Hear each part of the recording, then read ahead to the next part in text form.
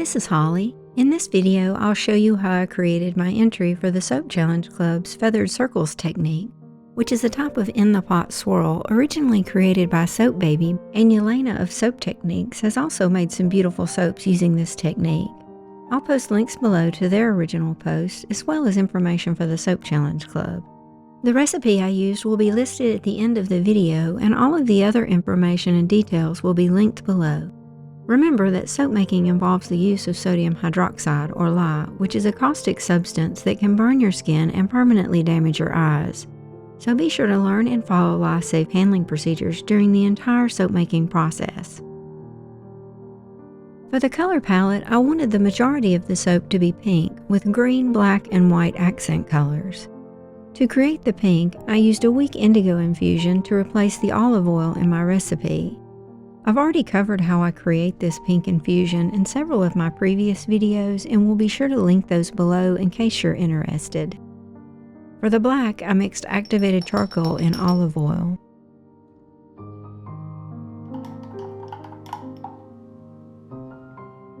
I did the same for the green, mixing chromium oxide green with olive oil and stirring until it was smooth.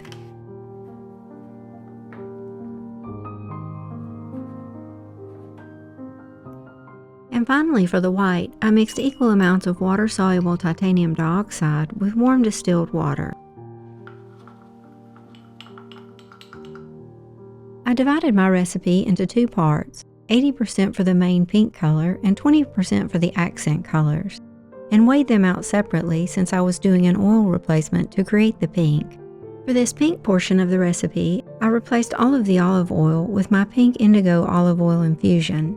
I then weighed out the rest of the recipe oils and added the warmed hard oils to the liquid ones. My recipe oils included olive, coconut, lard, avocado, and castor. As I just mentioned, since I was doing an oil replacement, I divided my recipe as you see here and mixed the lye separately.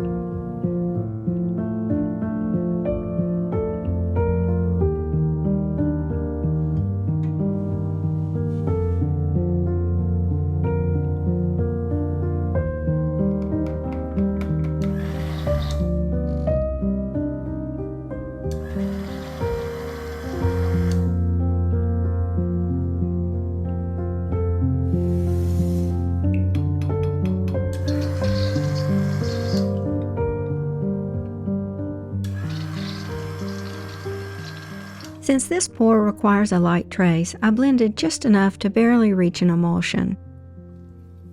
Then I divided the smaller portion into 3 equal parts and added the colors.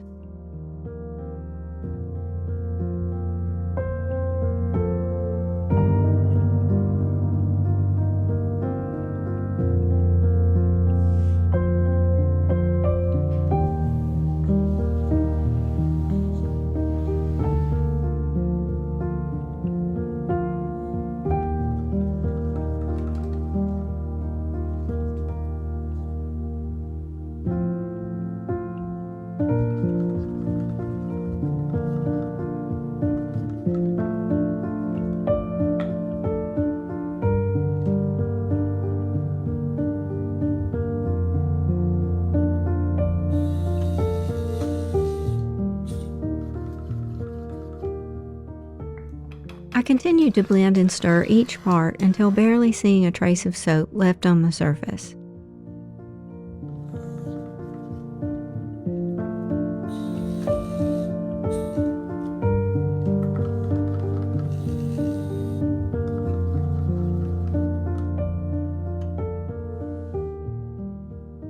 This technique involves layering your colors in the pot.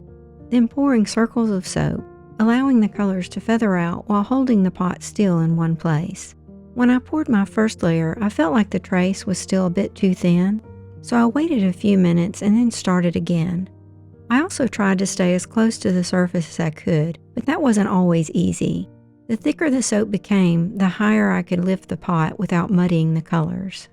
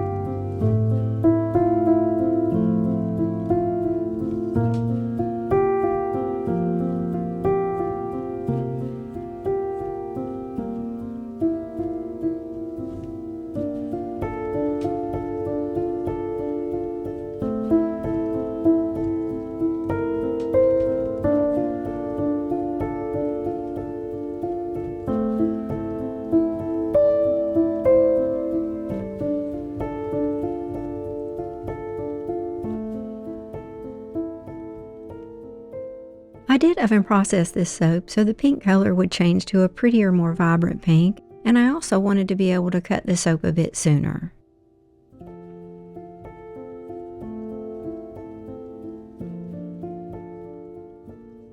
I removed the soap from the oven the next morning but left it covered for another 24 hours to hopefully avoid any ash.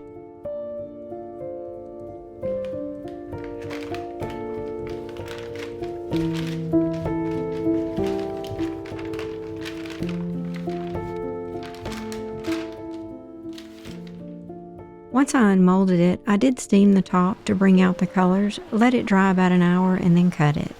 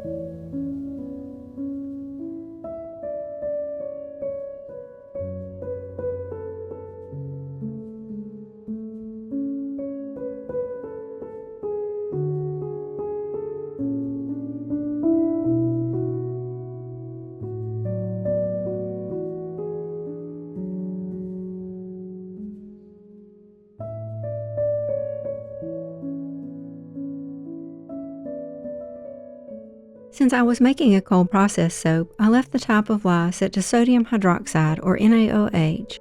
My recipe oil weight was 1,050 grams.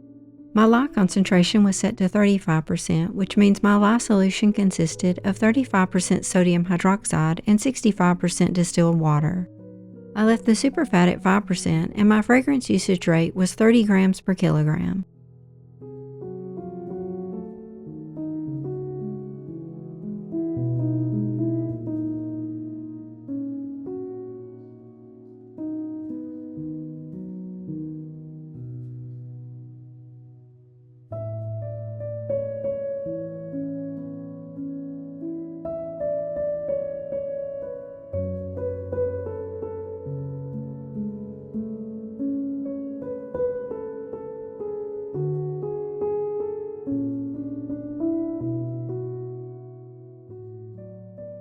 Once you have everything entered, you just select to calculate the recipe, then to view or print it.